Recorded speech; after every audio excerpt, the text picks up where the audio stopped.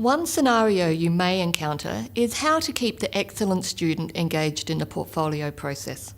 This scenario shows a conversation around professionalism, moving beyond a mere focus on professional behaviour by acknowledging the role of self-management and strong identity formation. It demonstrates strategies to engage the good student by eliciting deep thinking and encouraging self-management and self-care.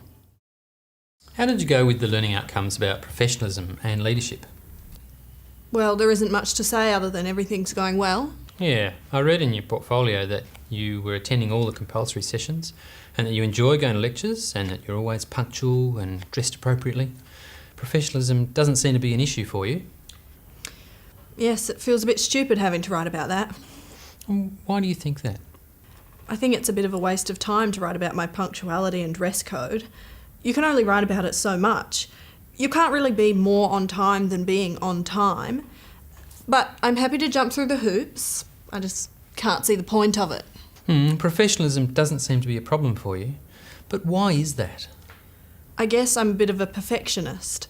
I like to always be on time and hand up assignments well before the deadline. And why is that?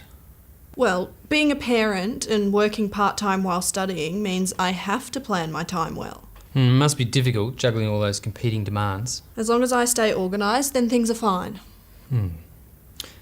Just how much are you still working? I do 3 sessions a week. I need the money. How much longer do you think you'll be able to keep doing that? I don't know. For as long as I have to. I haven't really thought about it much. Well, perhaps that's something you could reflect on. Is it realistic to keep working this much for the next 4 years? Do you have any other options? I don't know. It's really hard for me to find that balance. When I'm not studying, I feel guilty, and when I am studying, I feel guilty about not spending time with my partner and children. Can you think of anyone you know that does that really well? My GP, Shane, back in Hawker, he's a great guy and a fantastic doctor. He's busy all the time, really involved in the community. So what is it that you admire so much about Shane? He's amazingly professional. Okay, so let's talk about professionalism.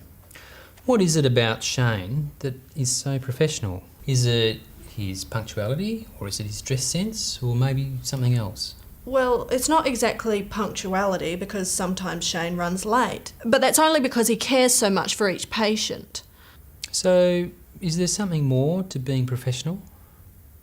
I guess it's about having a deep sense of yourself as a doctor, how you fit into your family and community, and how to make that work for everyone. Exactly. It's part of your professional identity.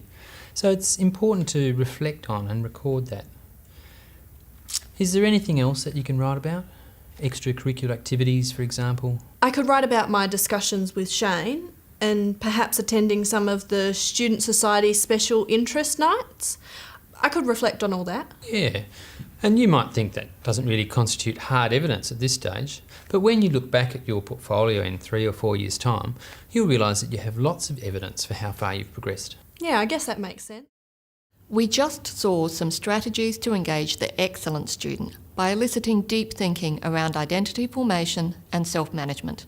Even though the focus during the first few years may be more on skills and knowledge development, good students who have well-developed skills should still receive meaningful feedback and support to enable their growth.